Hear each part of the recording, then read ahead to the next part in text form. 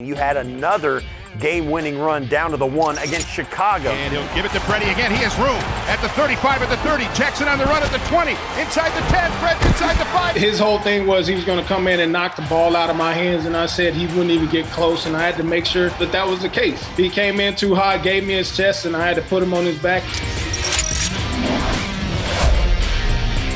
We are reliving the greatest moments in Bills history through the eyes of the legends who created them. This is Bills Legends Breakdown, powered by Microsoft Teams. I'm Steve Tasker, and I'm really pleased to be joined by a guy all Bills fans know, Fred Jackson. Fred, thanks for joining us.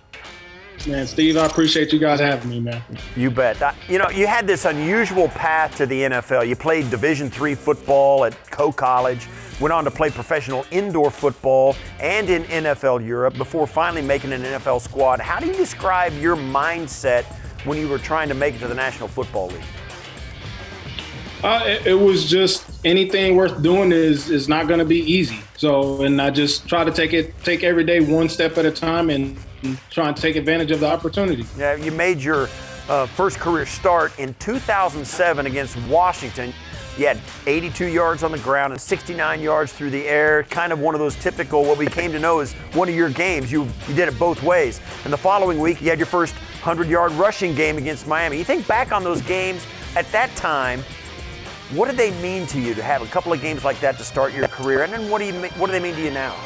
Yeah, I mean, they were spectacular years for me. I mean, that first start against Washington was amazing because, one, I'm going against a guy right there, London Fletcher, who taught me a lot, and a fellow Division III guy. So it was a lot of fun to be able to go out and compete against him and have the success I did, knowing that some of that success was because of the things he taught me. And again, that next week in Miami, it was a lot of fun to go out and get that 100-yard game because that guy right there, Marshawn Lynch, we were talking about it going into the game. We wanted to be both over 100 yards, and we were able to get that accomplished. So just both of those are great memories that I love to have and, I will always be proud of.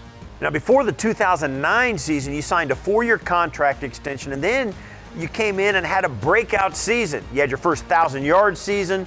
You led the NFL in all-purpose yards with 2,516. You capped off the season with a career-best 212 yards against the Colts in Week 17. Take me through some of the runs we see against those guys. Yeah, it's a huge advantage for the offense whenever the conditions are like they are. And I knew that. It's Week 17. I pride myself on being physical, and I knew these guys didn't want to play, like I did. And I get teammates like this pulling me down the field. Look at Marshawn dragging me for yards. I remember Fitz handed me a ball, and he became a lead blocker for me. You get guys like Lee Evans right here blocking down the field for me.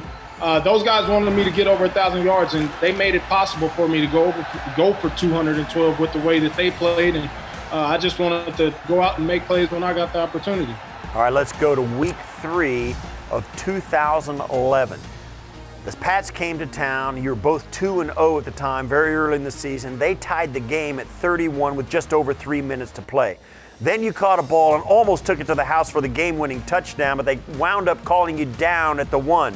Then Ryan Lindell came in, game-winning field goal as time expired. What was that like for you and that locker room to beat Tom Brady and the Patriots at home in front of the Bills Mafia? Well, it was a lot of fun. On this play, we worked on this play 3 times this week. They did this thing where they mugged their linebackers in the A-gap, and whichever one we made the mic, he would drop. So we had this play going into the game, and we said if we got a great look, with a safety on me, Fitz told me he was coming to me. And just like that, I knew I had to catch the ball and run and get as many yards as possible. And it was a blessing in disguise for me to get tackled on the 1-yard line because we didn't leave him any time to the clock to go down and try and make some plays. And you get a guy like Lindell that's going to come in and knock it down. It was just awesome to be a part of. We hadn't beaten those guys in a long time. I remember 20, 30 minutes after the game, the stadium is still full. I was able to walk out with my son and have him be a part of it. And those are the things you remember. That's the things you remember most about playing is being out there with family like my son was out there to share that experience with me. Yeah, I know a lot of fans remember that day as well. And also in 2014, you had another game-winning run down to the 1 against Chicago. Now this one came in overtime and featured maybe the greatest stiff arm in franchise history. You threw Chris Conte to the ground and set up the game-winning field goal. Take me through this play and maybe one of the reasons Chris Conte is still in therapy. Yeah, it was a great job by the offensive line. The whole parted like the Red Sea, and when he came in as high as he did, I knew I had to, make him pay for that. And his whole thing was he was going to come in and knock the ball out of my hands, and I said he wouldn't even get close, and I had to make sure, that was the case. He came in too high, gave me his chest, and I had to put him on his back and again give us an opportunity to win the football game with some great kickers going out there knocking down kicks for us. And I was able to do that. Again, I heard my family being as loud as possible right here. I'm talking to them walking off the field. They were chanting Freddie, and it was awesome to hear Freddie chants in, an opposing stadium. Well, during your time here in Buffalo, you were obviously a huge fan favorite and a Bills legend. You were the Bills' Walter Payton Man of the Year twice for the work you did in our community. And how do you want to be remembered by the Bills Mafia for your time here in Buffalo?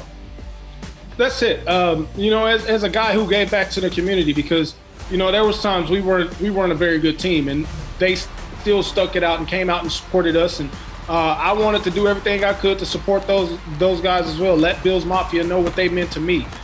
They carried me through my career, and I wanted to give back to them anytime I had that opportunity. And that's the beautiful thing about Bills Mafia is you get out into these big markets. You run into all kinds of people in Bills Mafia. You're going to see the same fans, the same loyal fans that have been there through the thick and thin, through your entire career. And that was one of the best things about playing in Buffalo. And one of my greatest memories is just being able to connect with those guys the way that I did. Well, you were a fan favorite. You're one of the all-time favorite running backs in Bills history. We appreciate you doing this. And I know this, for an entire generation of Bills Mafia, you're one of their favorite players all time. Fred, we appreciate you being with us. You're always going to be a Bills legend. Thanks for doing this. I appreciate it, Tasker. I'm just trying to be just like you when I get older, man.